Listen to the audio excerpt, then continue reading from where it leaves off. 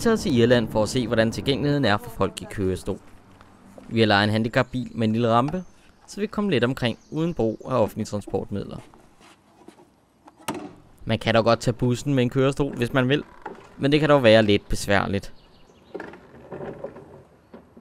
Du skal være opmærksom på, at man i Irland kører i modsatte kørebane, end man gør herhjemme i Danmark. For mange virker det skræmmende, men man vender sig forholdsvis hurtigt til det.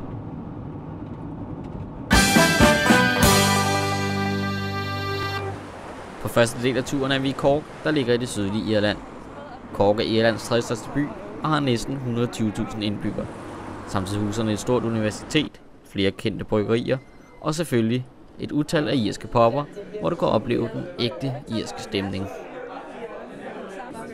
Tilgængeligheden i byen er ganske god. Det er stort set muligt at komme ind i alle butikker, men en besynderlig ting er, at der mange steder ved kantstien kun er lavet rampe i den ene side, så man ikke kan komme op på den anden side af vejen igen.